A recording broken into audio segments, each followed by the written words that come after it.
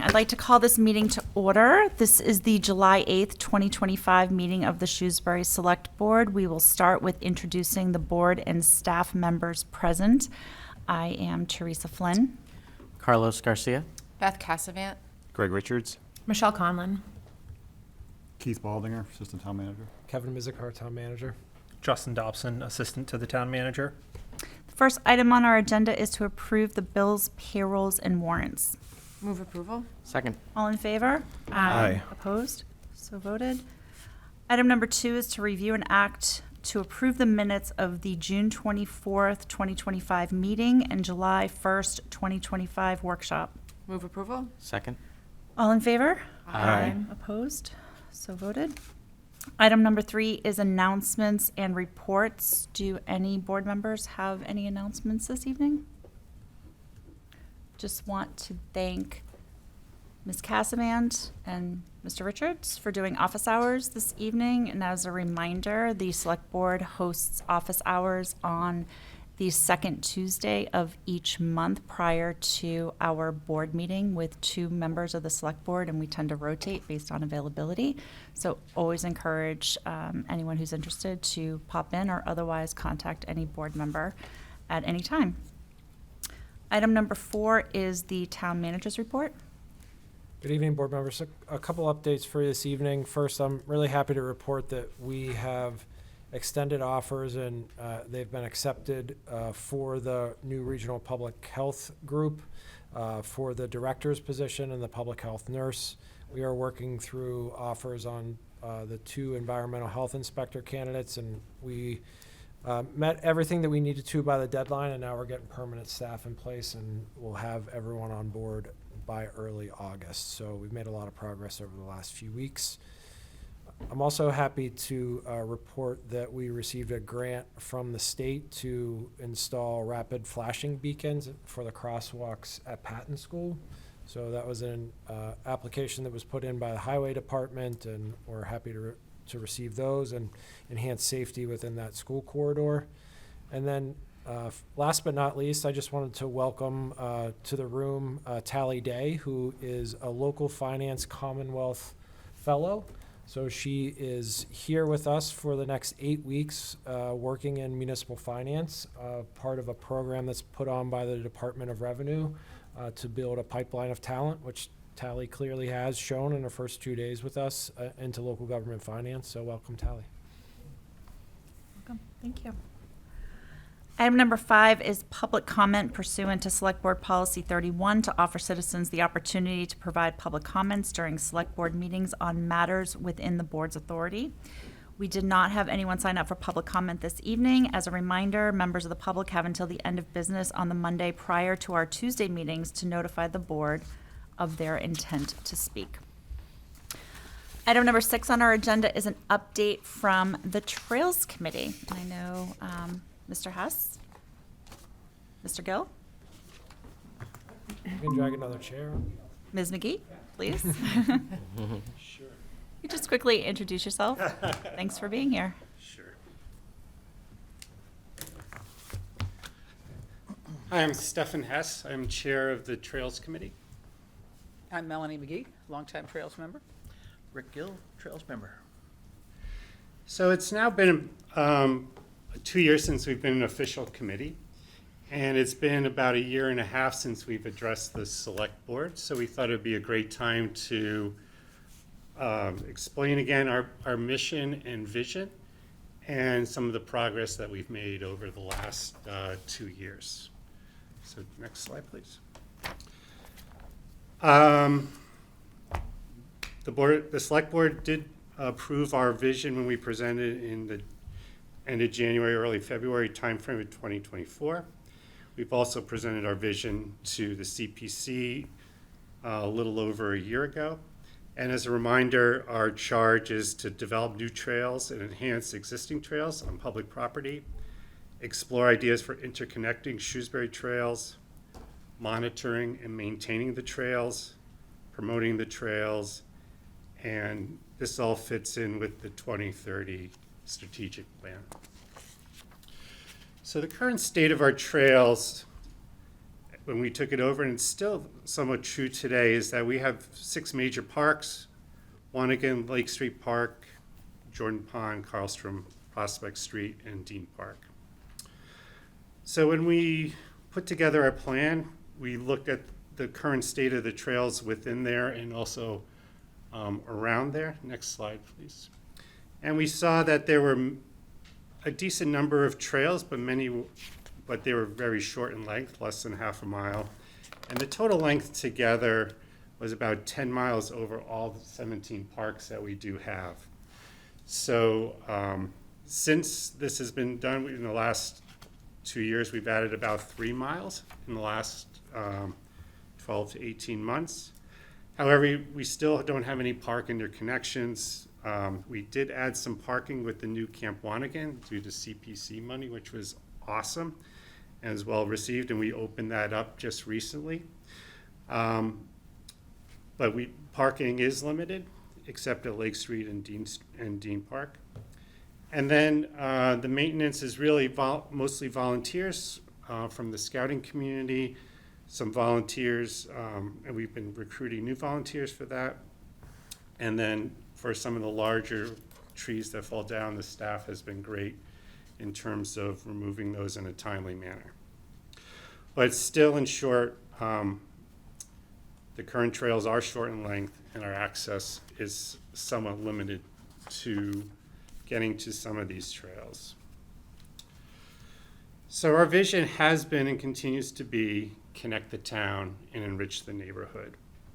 So we feel in the next 3 years, since we built this, that we're looking to establish walking trails between the major parks in town, establishing loop trails between nearby parks, allowing for longer continuous walks, and really minimizing the necessity of people to get into vehicles to access nearby parks and trail networks. Our intent is not to build more parking lots, but to build more trails so that people can walk out of their homes, apartments, etc., and get to an area of nature and enjoy that.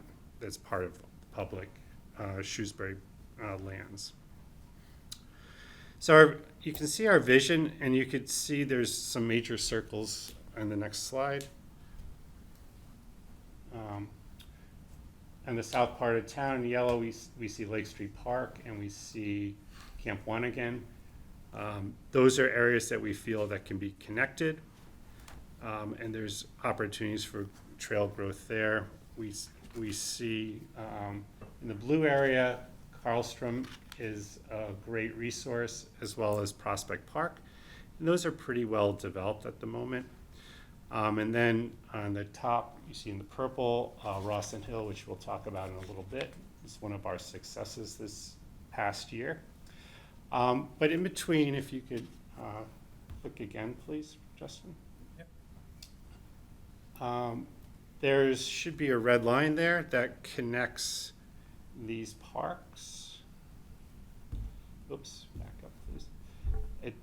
And what we're looking to do through using the power lines is adding potentially 11 miles of trails on town land and power line easements or public roads to connect these different parks and allowing people to enjoy them. We are starting to have discussions with the power company, and so Paul has been shepherding that. I think that's something where we need a concerted effort. This is relatively easy to do. The land is already open. People are using underneath the power lines for other things, but we're looking to set up trails that are parallel those power lines away out in the shade that we can maintain and connect major parts of town, and the power lines go past apartment complexes, etc. And I think there's a great opportunity to allow people to access our trails, put a trails network in place where they can access this entire network that we're envisioning here. We haven't asked for much money except for this, the CPC asked for the parking lot in Wanigan, and that actually was initiated before we were an official committee. As of now, I think we might have spent $500 on paint and a few signs here or there. But we really haven't had anything of note that we've asked for now.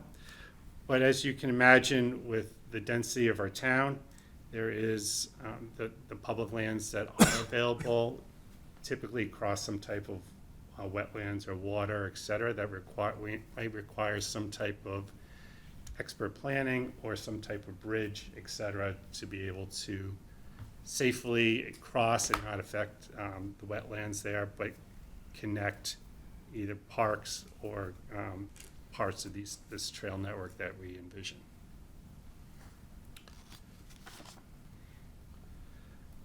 Is there any questions or anything you'd like to add, Melanie or Rick? Not at this moment. Okay. So that's the vision, and now some successes. So we have been meeting with all the different administrative groups within town to get the okay.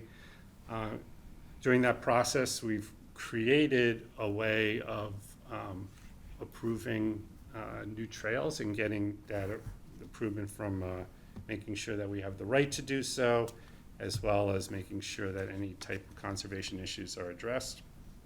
And we've also upped our communication as well.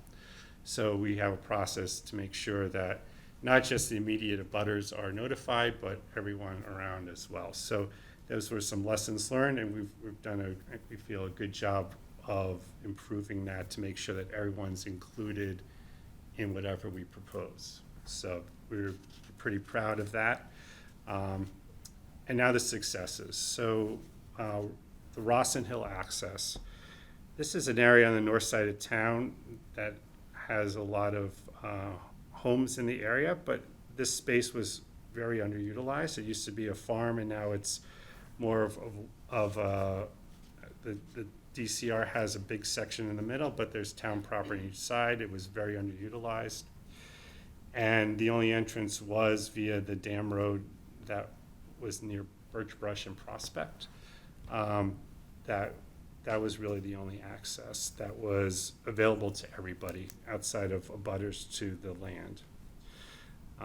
What we've done is use town land right at the corner of Prospect and Dartmoor, near Hill Street.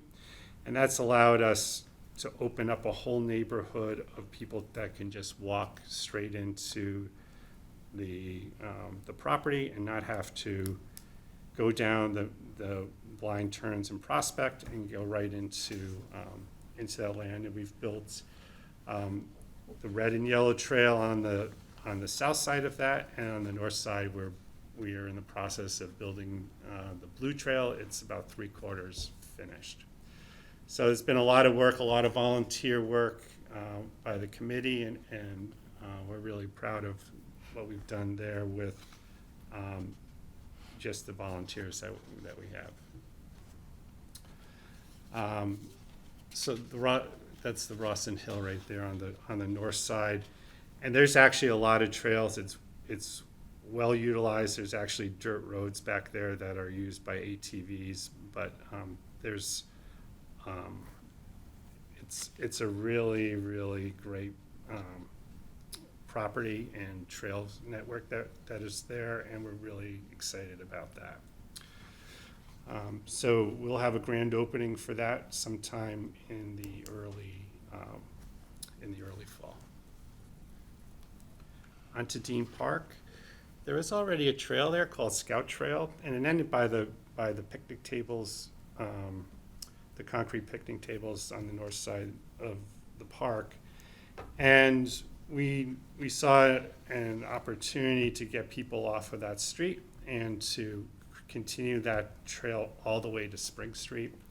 We completed that in January, and that allows people, if they choose to, the opportunity to not mix with the automobiles but stay in the woods till they get to Spring Street. So that was a smaller project, but one that we deemed was interesting. Over on Sewell Hill and near Shrewsbury High School, they're on the other side of the power lines. They're a Boy Scout, Nitin Cheruvari from Troop 4 in town, put together a proposal to put in a half-mile loop there that the cross-country team could use, that people in that area could also access. And kudos to him, and we appreciate his help in making that a reality. And then finally, on the crosswalk side of things and safety, and since we connect using roads to connect to some of our trail network, together with the town, we've figured out a way to put up signs warning people where the crossings are. We've installed those for Camp Wanigan on Grafton Street, in Rawson Hill near Prospect and Dartmoor that we just talked about, and then at Lake Street right south of the Scandinavia, right by the SAC and the entrance to Lake Street Park that connects a sidewalk to the park. So the vision hasn't changed. I think what we're looking for in our status on slide 14, please, is, we're still looking to connect the town using the power line easements, enriching the neighborhood and building out trails within the parks that we have and connecting them. We will be asking for some funds from somewhere in the next year or two to plan and to build some trails and bridges. And we still are looking to triple the trails from when we started. So that's the vision. Before I move on to some of the other accomplishments we've had in our calendar, is there any questions about the vision or anything that we could address? Does not appear to be. Thank you. Okay. Just quickly, I'd just like to go over we keep a Trails Committee calendar that goes, that highlights our preserve, promote, and protect motto. We have done, and the scouts and volunteers have done quite a bit in terms of trail maintenance. So I'd really like to thank Scout Troops 114, 7114, Troop 4, and also the Girl Scout in town. They've done a great job of helping and owning the certain parks, and really appreciate that. Without their help, it would be a daunting task. In terms of communication, we have instituted a blog where we're talking about the park or trail of the month. That is, besides the Dean Street traffic pattern change, our blogs have been 7 of the 10 most read, opened blogs, and we're really proud of that, both on Facebook and on the website, and a lot of help from the communication staff in town, so really appreciate that.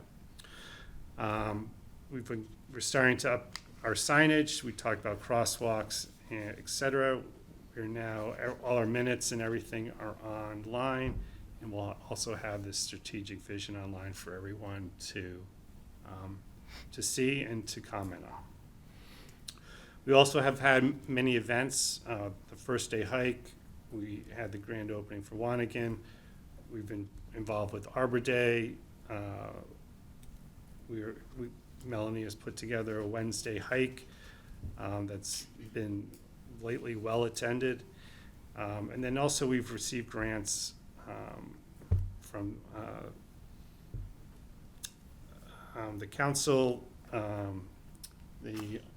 Well, it's the Shrewsbury Cultural the Shrewsbury Cultural Council, yes, through Mass Cultural Council. So we've been able to get specialists to come in to talk about birds, mushrooms, Trees. everything. So we've really been excited about that. And I think the one thing to look forward to is in October on the 4th at 9 a.m., we are going to have a 5K trail run at Lake Street Park. So anyone who's a trail runner, the signups will happen in the next month or so, and it'll start.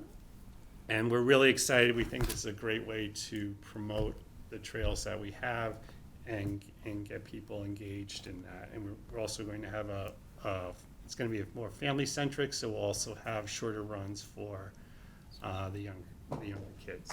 So we're really excited about that. And then our trails work continues. So we have some projects. We're still finishing up Rawson Hill, and we're working on the power lines, and we'll start going at our bigger list in the near future. So that's all we had. Is there anything else? Mask. How is the discussions with the power company going regarding trail development along the power lines? So they haven't been really progressing very quickly. It's something we could definitely use some help to have some more consistent follow-up on that. I think that's a little bit of a challenge, but it's really instrumental in connecting a lot of the town together, because that's the only way we see the possibility of doing so. If I can just add, we have been going out with a GPS to lay out the line, so we can send that to them. They want, a map, and so they can say yes or no. So that's ongoing. Is that something CMRPC is assisting with? We have a person from CMRPC Okay. who has been very helpful, bringing the GPS device and everything and walking with us. So we got up to about, we got up from Lake Street Park to Route 9, where Maple and Route 9 connect, and we're going to continue on north. But that's as far as we got. We have done this once before, but we are going over it again. Yeah. So that we could get a good GPS line. Okay. But I think since they've redone the power lines, it seems like there's a lot of work that they've already done as well. So we're sort of duplicating that, but it'd be great if they've already had master surveyors come through. They've already cleared a lot out to put in the new transmission lines. It seems like it's more of a pro forma type of situation, just to let us, come be off of where they have, tell us where we can go 20 feet, 30 feet, 40 feet off the road, Yeah. and we'll put something in place there. Yeah, there's some beautiful, I had walked that, with you guys, I think a year and a half ago, maybe, Yes. with CMRPC, and there's a lot Yes. of really beautiful spots along there. And Yes, when there we are. had been out there, it was prior to a lot of the work that the power company had done, but there was wetlands had been delineated and marked, and there was a lot of work that had already happened out there. But there's beautiful existing trails, so, I appreciate I it. was amazed at the amount of gravel that they put down to make a roadway for themselves, and especially around the area to the east of the high school. It looked substantially different from the last time I went there, which was only a few months ago. So, in fact, I made a wrong turn and ended up bushwhacking back to where the kiosk is that leads into the east parking lot of the school. It was kind of, I just, it can't be this one, it must be the next one, but no, I was right the first time. So they've changed the layout a little bit. Just all that gravel and everything, it's just kind of intimidating. A lot of heavy equipment out there. So, I just have one more question. So, the work at Rawson Hill, did I see, are you guys having a grand opening of the trails? We're hoping to do Yeah. that. We'll discuss that at our meeting. We want to finish the north side still, and there's some signs that we are purchasing, so we'd like to have that a little bit more complete, and then we'll have that grand opening. Okay. We think it's going to be in September, early September. All right, that's great. I just have one more question. So with the 5K that you have planned, is that something that, there'll be a fee to sign up, and where will that fee go? How will that be used? So there will be a fee, and we're discussing that right now. We're hoping that whatever we earn from that, there'd be shirts and things like that, and there's expenses to put it on. We're hoping that the funds that we utilize that we collect could be then distributed towards us to be able to do some planning on other things as well. But that's not up to us to decide. Thank you guys for all the work that you've done. So a lot of progress. It's actually a lot of achievements here over the last couple of years. So appreciate everything you guys are doing. Thank you. Mr. Garcia? Thank you, Madam Chair. Want to thank you all for being here and appreciate the work that the committee has been doing over the last 2 years. As my colleagues said, there has been a lot of work done, so appreciate that. And I know that one of the ways that people in our community and every community connect and feel attached to their hometown is through the beauty of the town, and you are helping promote that, and so really appreciate that. I think that your vision to add 11 miles is a great thing. I do have some questions. You mentioned that maintenance is all volunteer, and that certainly shout out to the Boy and Girl Scout troops that help you with those. I'm wondering if that maintenance is consistent, and if it's not, if that's impacting people's ability to use the trails. If you could speak to that. Sure. So we feel that it is fairly consistent for the trails that we do have right now. I think as we add more trails, there'll be more pressure on to us to maintain that, and it's a bit of a challenge. The Parks and Cemetery group have been great in terms of dealing with some of the bigger issues that do occur. And also sometimes if there's grass cutting or things of that nature that need to be done, they've been following up diligently on that. So that hasn't been an issue. The people that use the trail seem to know where to find us, and they let us know when things happen. So either at the Trails Committee email address or the Trails 01545 at Gmail, we get that message and then we forward that on if it's appropriate. That's awesome. Thank you. And I think continuing on with that, folks who use the trail, I'm wondering, I imagine that maybe you're not collecting data of how many people are using it, but I guess anecdotally, if you could share if you're seeing an increase in the number of people who are using.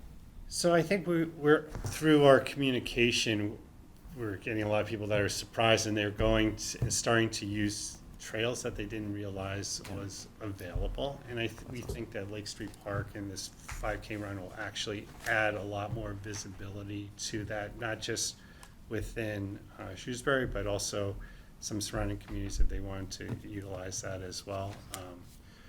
That would be, I think that would be great. So people are getting the news of that. We've got very positive feedback from Ross and Hill users already. The people are using, and they're just like, wow, didn't realize this was even back there, and now they're walking it. So it's been, we haven't heard really anything negative from the trails. During the process, we had some criticism from our butters and had issues to address. We addressed them as best we could within, but I think everything we did was addressing those things and minimizing any disruption to them. So we're really cognizant about that, trying to stay away from people's properties as warranted. Great. Thank you. Just couple questions. When you look at prioritizing where you go next as far as building this out, are you looking at that based off of users or potential users, or are you using something like cost of implementation when you look at connecting the path here? Sure. So cost is a big driver, right? So we don't have any money, so we have to. It's more. I would say it's not so much cost, but it's ease of implementation. So the first 2 years we wanted to get some wins, and I think we have. So we've taken things that had very minimal water issues in areas that we knew as volunteers we could address. as we start to plan some of these other things. We've been going to last fall we were at the Trails Conference in Worcester. We participated there and we got some good ideas about trail planning, wetlands issues, building of bridges, et cetera. And we're also once a quarter meeting with the other trails committees within the neighboring towns to see what opportunities there are for connection, et cetera. But the plan that we put in place in connecting it was areas that were town-owned, and we were looking at ways to connect large groups like the power line. We were looking at ways, okay, then if that goes through, how do we connect Sheraton Apartments to the Trails network so that all those people there don't get in a car, but they just walk, maybe they walk 50 yards into that main trunk. And then from there, maybe they can walk to Jordan Pond, or maybe they can cross and go up to Carlstrom Forest if they wanted to. But we're trying to offer more than a half a mile of walking or a mile of walking within their vicinity. We're trying to offer them, if they want to walk 3 miles, walk for an hour instead of walking for 20 minutes. Just a Does follow-up. that make sense, or? Yeah, and I guess I'm very familiar with Camp Wanigan because I live very close and I can walk there from my house. Okay. On the connection point, like if you look at Lake Street, Camp Wanigan specifically, is there an expectation that, I think there has to be, knowing that area, about pedestrian access as far as on streets, on sidewalk, or how are you connecting? What's the plan to be connecting those together? Because I know a lot of that area is essentially from that route doesn't currently have, let's say, sidewalks potentially on some of that route. Right, so if you're connecting those two, we're looking to potentially make a loop. We haven't gone through the vetting process, it's just an idea, but one of them is, what is it, I think it's Hemingway, that goes all the way up and goes through, and there's a certain part that there's no sidewalks on Grafton Street, but then it connects to the sidewalk and you can get into Wanigan that way. And then there's actually, through the Arrowwood developments, there's actually pathways that's town property that could potentially be a trail. However, that's something that needs a lot of vetting, and needs some engineering and a lot of input from abutters. That's not an easy trail to do, and that's not one that we're looking to tackle right now because we need to do a lot more planning and get a lot more public input.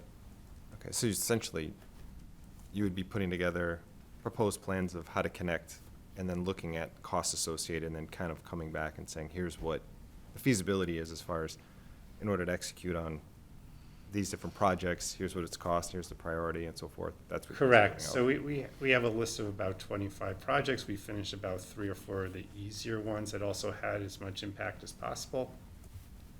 And we're going to look into, that's part of what we're doing now, is the next couple meetings is to pick a few different projects and see what we need to do to, bring that up and get public input and start to build those. But right now, there is nothing besides finishing Ross and Hill at this time that's on that we've discussed as a committee.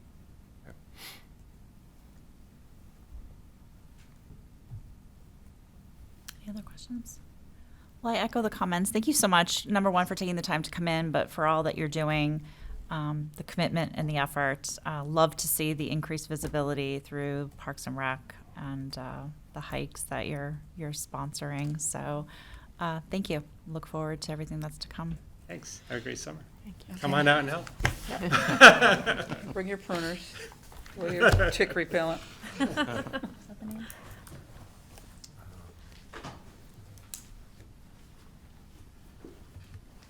Okay, thanks. Item number 7 on our agenda is to review and act on a revised development agreement with Criterion Development Partners for the 409 South Street project. By way of background, Criterion first appeared before the board on September 10th, 2024 to present its proposed project.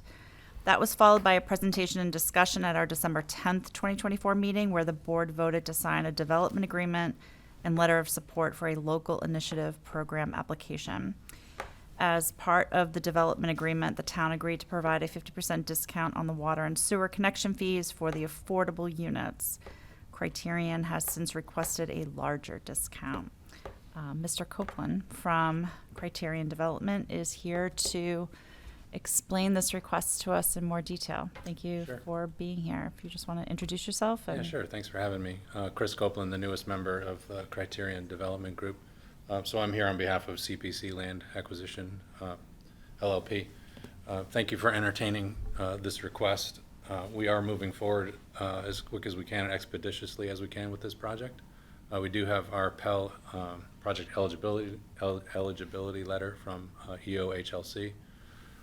Every dollar matters here, so we're coming before you for an additional $244,000 of concession under a 40B project, where it would be a discount off of the building permit in this case. We originally, I thought, talked about a discount off of the sewer and water permit fees, but today, I think in consultation with the town, it might be better to take that off the building permit. But one of the headlines, like just today, lumber is up 10%. Costs are still in flux. Tariffs are still an issue. These dollars really matter to us, and we appreciate you guys, the board, looking at this. So I can answer any other questions if you need. Thanks. I'm going to ask Mr. Mizikar to maybe just take us back a step because, let's just be direct. This project is not something that a lot of residents are excited about, the development of more apartments. So someone tuning into this might be like, why would the town give a concession to a developer to move forward with the project? Sure. So I think it's really important for us, if you don't mind, to take a step back and talk about why we initially voted for the initial discount and the LIP, and kind of have a discussion around what we might want to do here. Sure. So I'd like to just go back through some slides that I had previously presented at the September meeting when the board was initially considering this. I won't go through them in exhaustive detail, but I think that the reason is still the same and relevant as to why we're recommending that the board revise the agreement, providing a further incentive for the project to move forward under the provisions of the general laws, chapter 40B. So Justin, if you could move forward. So I'll just get into the purpose, the background, and then why I think this is a good opportunity for the town to move forward, and how I think we should think about this project and this proposal. So we want to, kind of look at the lay of the land, what's out there for affordable housing statutes, the housing data that we have, and suggest some of these points of consideration for you this evening within the context of this project.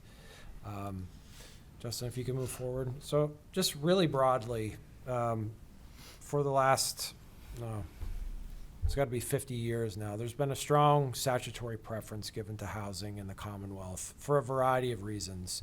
And there's been ebbs and flows of housing demand and housing availability throughout the state. But by and large, state level policy has compelled municipalities to give preference to housing. That mainly occurs through the general laws, chapter 40B, and it basically allows private developers who are interested in constructing residential units the ability to put those houses anywhere within a municipality, regardless of local zoning, in exchange for the creation of a number of affordable housing units within their project, namely 25%. And the state has incentivized that not only by overcoming local zoning, but also by providing financing incentives through loan programs that support this type of development within communities across the Commonwealth. So communities are compelled and fall under the provisions of Chapter 40B until a point in time where they have at least 10% of their housing stock deemed to be affordable. So Shrewsbury is not there, and I think, to put it in most simple terms, is that we should define a path to get to that 10% affordable level, not only because it provides, equitable chance for a variety of residents with diverse incomes to live within the community, which is the overall goal of subsidized housing, and also gives the community full control through local zoning as to what gets built where. So we have a better opportunity to zone for the commercial interests or residential interests in areas that we want them to be found within the community and not be overridden by Chapter 40B. So where we are right now, the state updates what's called the subsidized housing inventory every community after the decennial census that's completed by the federal government. So as of that 2020 data, year-round housing units within the town of Shrewsbury totaled 14,888. We had total affordable units listed as 918, meaning that we're at 6.17%. And again, our statutory target, in order to relieve ourselves from the challenges of Chapter 40B, is to get to 10%. So there's a couple interim matters or safe harbors that can be achieved while communities are working their way towards 10%. So 10% on any decennial census number gives you a full 10 years of relief. There's never a total blanket relief. You always have to maintain that 10% level based upon total year-round housing units. But as you approach 10%, in any year where the housing stock of affordable units or subsidized housing eligible units increases by 0.5%, in our case it would be 75, you get 1 year of safe harbor. And during that year of safe harbor, that means the Zoning Board of Appeals can deny applications that come before them for a comprehensive permit under Chapter 40B. If 1% is increased with any given year, you receive a 2-year safe harbor period. Again, ZBA is allowed to not grant or deny permits within that time frame. So I know the last point on this slide is somewhat related, but not really tied directly to subsidized housing. But we've talked a lot in the last few years about the feeling of significant amount of development of housing within the community. And I'm by no means discounting the amount of housing and the change that residents are seeing, because that's real, right? We all see that change. We know the Route 20 corridor is changing with some commercial growth, but a lot of mixed use. But if we look historically, the amount of change that's happening within the community is not at record levels. The number of units that are being constructed within, the individual decades, of the really 50s through the 2010s far exceeds what we're actually experiencing now. And a lot of that housing, but not all of it, but a lot of that housing was single-family housing, especially in the 90s. And that type of development is much more impactful on a whole variety of factors that impact quality of life, including, the amount of land that's taken up, the amount of additional obligations that are conveyed to the town for maintaining roadways, extending and maintaining public infrastructure, et cetera. So, Justin, if you could go to the next slide. So, establishing the point of leverage. So, I think we talked about in September, and I think it remains the same today. How do we get to interim safe harbors? How do we get to permanent safe harbor? And until we achieve either one of those, we are severely limited in the resources that we have to shape the outcomes of projects that private developers have within the community. So we developed a housing production plan in October of 2024, and we have zoning in place where we want to encourage residential development, but how do we get to fully utilize that? So the goal that I think we can pursue most directly, which is before you this evening, is to continue down the path of leveraging what's known as the Local Initiative Program, or the LIP program, a friendly 40B as it's referred to at some time, to ladder the use of the safe harbor designations and to build towards the full permanent safe harbor, or the 10-year safe harbor of 10% subsidized housing. So this isn't just about reaching 10% housing to check the box. As I said before, it's an equity matter in the community and something that Shrewsbury is, working towards gaining a greater variety of housing, middle-income housing and low-income housing. And housing that's developed through Chapter 40B requires it to be at 80% of the average median income. A resident earning 80% of the average median income is not going to spend more than 30% of that income on their housing. So that's how the program use. So this use of the local initiative program really allows us to help dictate the pace of development that occurs in the communities. It helps us directly work with and identify good partners who will develop projects within the character of the community, and also, to some extent, help us determine where those projects occur. So with that all in mind, and having a strategy to get to interim safe harbor and permanent safe harbors under 40B, I wanted to share a little bit of data in a little greater detail. So what is on the screen right now are the 918 subsidized housing inventory qualified units that currently exist within the community. And again, those 918 units bring us to 6.17 total SHI as of the 2020 census. So we have some work to do. We're just a little over 50% of the way to the statutory goal that's been laid out for us. Justin, if you can put that next screen. But as I previously mentioned, there's been development that's come online very recently, and a number of projects that have been discussed are actually in permitting or in late stages of planning to get to permitting, much like 409 South Street is, that really puts us on a path to achieve 10% affordable or subsidized housing inventory within the next few years, which would give us a safe harbor until the 2030 census comes to be. And depending on a couple other variables and estimates that I'm using, upon the 2030 census, we would likely fall below because the denominator of the equation gets updated.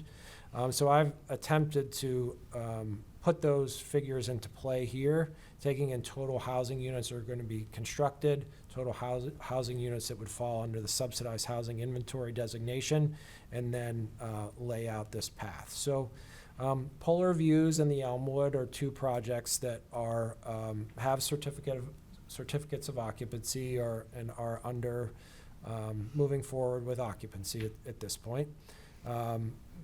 And then we have the projects that are wrapping up planning and just moving into construction or permitting. And those projects include Emerald Run, which is at 33 to 69 Green Street, which would provide 19 units. And that is down from 75 because that project switched from a 40B project to a 3A project under the MBTA communities. So we see a drastic reduction in the total subsidized housing count from that project. Then we have the current project that we're discussing this evening, 409 South Street, which under the 40B provision provides 196 subsidized housing inventory eligible units and would allow us to achieve a 2-year safe harbor because it's 1.32% of the total housing stock in and of itself. Similarly, but even a larger impact is the 40B, straight 40B, not going through a LIP initiative that's currently before the ZBA at 104 Main Street, which would provide 300 units or 2.2% increase. There's the project at Cypress Ridge, 1 Greenbrier Drive, which is an ownership. That project is not contributing to the subsidized housing inventory. And then much less mature, but definitely within the public eye because they're before the ZBA for a variance, is the Go Venture Capital project, the 525 Hartford Turnpike, which is a project that is permissible with special permits in the Route 20 overlay district, which would provide a subsidized housing count of 25 if it comes to fruition as currently planned. So pulling all those things together, two things that I want to point out. The contributions of the residences at Friar Farm or 409 South Street and the Wheelock project are substantial. Those two projects combined, along with Polar View and Elmwood and Emerald Run, which are either in, under development or occupied, will get us to 10% subsidized housing inventory, and would really put us in a position through 2030, but likely through 2032 until the updated census and SHI is released again, to be in safe harbor and to be able to more fully control the outcome of residential development that's proposed within the community. Again, taking into consideration that the overall housing stock is increasing beyond just the subsidized units for many projects or for several projects, I do think based upon our calculations right now, we wouldn't hold that at 2032 or beyond, but we can strategically consider other projects in the future to come up with the additional units to maintain that if the board so desires. And then finally, in my closing comments, Justin, if you could go one more slide. What I think is at stake here, so to speak, with this request from Criterion is the impact of the project not being a 40B, right? For it falling under the provisions of the MBTA communities, Section 3A, and not receiving that special benefit that comes through a 40B project, which is that all units that are constructed under a comprehensive permit count towards the subsidized housing inventory. If we were to revert to a 3A project, only 15% of the units would have to be affordable. None of the other units would count. So we'd move from roughly 196 units being counted towards the subsidized housing inventory down to 30. So while I can understand someone's outside perspective, why would the town further incentivize this project? I think the answer is the benefit that it provides, the long-term vision that we have to reach 10% affordability within the community and further control the destiny and be able to prevent development from occurring whenever it doesn't meet our local zoning requirements. I'm happy to answer any questions that the board may have. Thank you. Mr. Musakar. Board members, any comments, questions? I think, the word incentivize, you bring up some very valid points that we've always sort of struggled with. We purposely included the MBTA overlay here to sort of get that credit and sort of minimize the expanded opportunity for development in Shrewsbury, recognizing that development is very likely to go here. I do recognize Criterion has been a good partner, has wanted to continue the project under 40B versus moving to the 3A MBTA zoning. Versus our investor wishes. Yeah. And I'm not trying to Understood. force a change there. So I think it is, we recognize that this is sort of the best opportunity if we're otherwise just going to get development there. And we reference some other projects that are, the quote unquote unfriendly 40B that have really no desire to partner with the town. So it's all very helpful to lay out this way. I know it's still something that people struggle with. It is not within our authority to just say no. Like, we could say no to your request. I mean, doesn't stop you from moving forward. Doesn't stop you from changing over to MBTA zoning. Sure. So, Mr. Richards. Yeah, I just have a clarification, and I guess my opening statement is, in reality, I think the reason why you would do this, and I'm not one to, give without getting something in return, but I think when you look at what the community at large is expecting or asking or has been, discussing a lot, and probably one of the reasons I'm sitting here is because of the development, increase in development perception in specific corridors, like Mr. Mizikar, you mentioned Route 20. So I think it's critical for us to achieve that safe harbor. I mean, we need to do that and have control and be able to make those decisions of responsible development that the community is asking us for. So while, you know, it's never, we don't enjoy, you know, providing additional funding to a developer. I think in this particular case, in order to ensure that this stays as 40B is critical. But I do have a struggle. I have a couple questions for you, if that's okay. Just to help me understand, you know, I looked at overall your investment. I know you said every dollar counts, you know, construction costs and whatnot, but I just want to make sure we're clear is that you guys are, you know, profitable in this. There's slides that you had presented, I think back in December. It's somewhere around, whether it's the cost of the property or the value of the property, somewhere around the $74 million is, I believe, what you presented.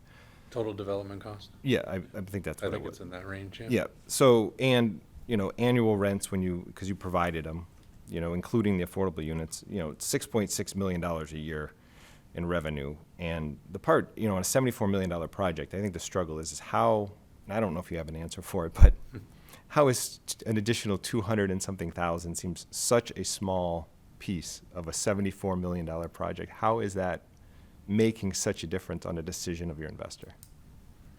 I don't think it makes the decision, but it certainly sets the tone of whether the development is embraced by the town or we're in a more adversarial relationship. And I think we've produced a product that the town is lower impact than just 4 and 5 story stock. And I think we've come to a point where the 3A is highly compelling. We want to work together. That money just, it solves for a lot of things that come up as we go. And it just builds that contingency to weather storms as we go through construction. And so, yeah, it seems small, but every dollar, I don't know how else to say it, it matters. I've developed thousands of units in Massachusetts. We've never had a project where there's just money left over.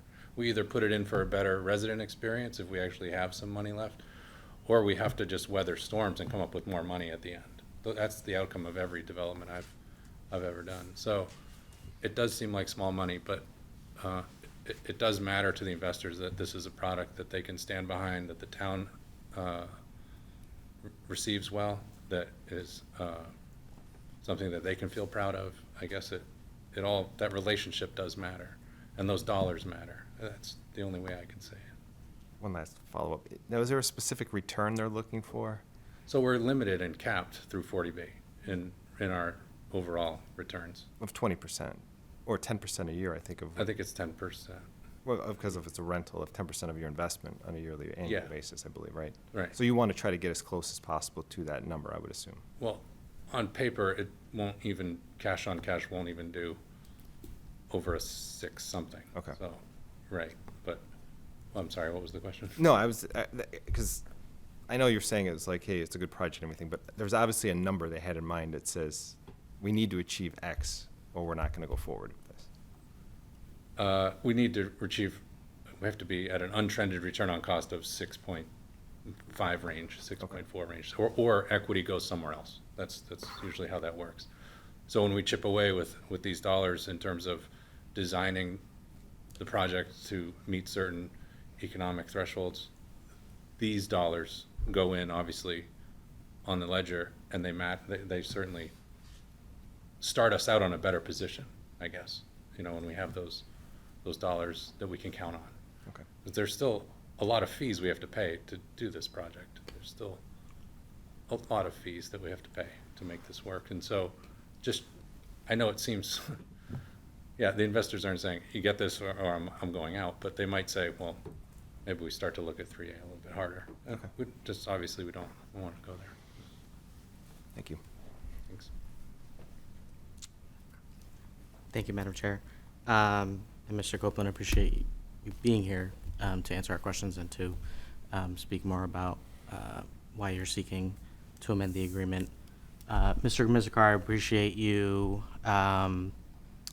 I think framing this conversation around 40B and safe harbor, I think that, Mr. Copeland, as you just said a few minutes ago, 3A is highly compelling. And I think that folks who are watching this are going to want to have a sense of a surety that you're not going to change to the 3A and stick with the 40B. And I think that that's why it's important for us to agree to this amended agreement so that we stick with the 40B, that we, so that we get to safe harbor, we get to the 10%. I think that that's really important for us to stress to the community that once we have safe harbor, we will be able to mitigate, control, have a say in the growth in the community that we're seeing and people are feeling.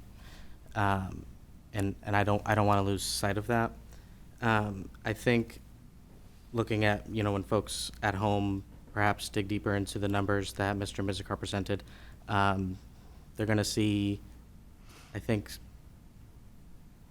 some numbers that will perhaps alarm them with the number of units that are being created. So again, I appreciate you, Mr. Mizikar, outlining the history of the growth that we have seen historically in the town.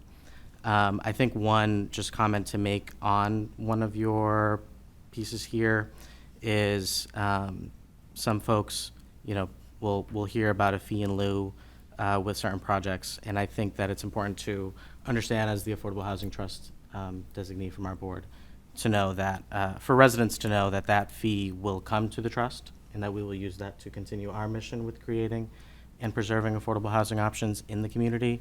I think that all of those are really important to just stress. So I don't think that I have a question in here. I just wanted to state that it's important that we stick with the 40B and appreciate your willingness to work with us. That's why we're here. Thank you. Thank you. Thanks for being here. From the beginning, I think it was 2 years ago when we first sat down and met with Criterion and talked about this project. And Mr. Engler at the time was very clear that he wanted to do a project that Shrewsbury wanted, right? There was no appetite for doing something without a development agreement. And he also was willing to provide for the community, understanding that there was an impact to development. And I just wanted to make sure that we talked a little bit about Exhibit D in the development agreement, because if this project were to switch from 40B to 3A, we aren't just losing the affordable units, but we're also losing the pieces of the development agreement that are meant to alleviate some of the impacts of the development, but also they solve some of the problems that we face in the community and we can't necessarily correct on our own, such as the sidewalk installation, which would extend sidewalks from Route 20 and widening them to the development along South Street, continuing toward the UMass property. Roadway enhancements to Chestnut Street, which includes a mill and overlay of the road across the frontage of the site. Retaining and replacing street vegetation and improving sightlines. Anybody who's driven Chestnut Street knows that it dips, it curves, it's a challenging street. It wouldn't be on our to-do list to do anything about the sightlines on that road at this point in time. Also, it would address the intersection of South Street and Chestnut Street, going back to the curve and the sightlines that I just spoke about. Relocating electrical lines and would have to be in underground, because we now have the undergrounding of electrical lines bylaw. And then a school bus stop near the entrance of the site. What else? We just had the Trails Committee come in, easement for mixed-use trails, conveying about a 10-foot wide easement to the town of Shrewsbury for a public mixed-use trail within that area, preserving the stone wall, making sure that short-term improvements are made at the intersection of South Street and Route 20, a $50,000 fiscal impact fee as well, just to invest in existing park infrastructure or recreation programs within the town as we see fit. Those things go away if this project becomes 3A, and those are tangible things that improve quality of life for not only the residents who are going to be living within the development, but residents living in the area. And we know that Route 20 is congested, and we know that there is a master plan being done by Mass DOT and that we want to make sure that we're focusing on that area. The other piece about 40B and being able to deny by the special permits at the ZBA for additional 40B projects that don't fall within what we think is the development we're looking for, it's that 40B is taking over land that we have designated as commercial. So this is, 40B takes away our opportunity to grow our commercial base and takes residential in its place. And so for me, the ultimate goal for a long time has been to get to that 10% affordable. And I see this $244,000 concession. If someone came in the door and they said, you know, Shrewsbury, if you pay us $244,000, you're going to get safe harbor for 10 years. I mean, I think that is something we have a responsibility to say yes to, because it answers what we keep hearing the community ask, which is how do we control the development that we're seeing? And we know that there's a list of projects. You know, Shrewsbury is a desirable community. They're not going to stop coming to try to build projects here. And so if we could have some bit of control over the projects that we say yes to, because part of the strategy has to be maintaining the 10%, not just getting there and saying, okay, no more, we're done now, we're closed the door, but looking for projects that fill a void, that we think fit in with the community's character, that we think aren't going to cause undue impacts to one area of town over another. We can do none of that if we choose to not move forward with this change in this development agreement this evening.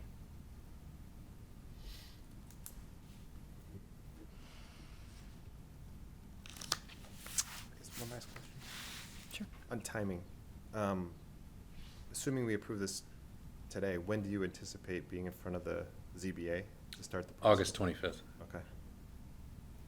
We just missed the last filing because we're still working on the site plan and layout and getting that refined and in a place where we can start permitting. So we just needed a few extra weeks. We actually got our Pell a couple days late after 6:30 as well. So, but we're aiming for the 7/28 filing. And you have commitment that you're not going to change sometime throughout after you go through the process? Back to 3A zoning? That's why we're here. Okay. Yeah, Just to be clear. Back, yeah. Can I just add one more thing?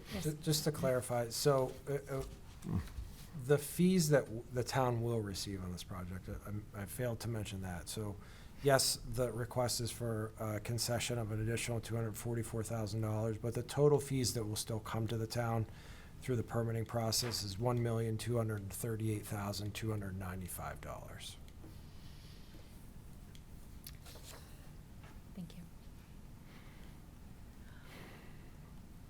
I think at the end of the day, the only way to meet the safe harbor is to increase the subsidized housing inventory. And we identified this as a reasonable opportunity to do that. So appreciate the discussion. Yeah, thank you. Appreciate you coming in. There are no other questions or discussion. I'll entertain a motion. I move the board sign the First Amendment to the development agreement with CPC Land Acquisition Company LLP regarding its residential project at 409 South Street. Second.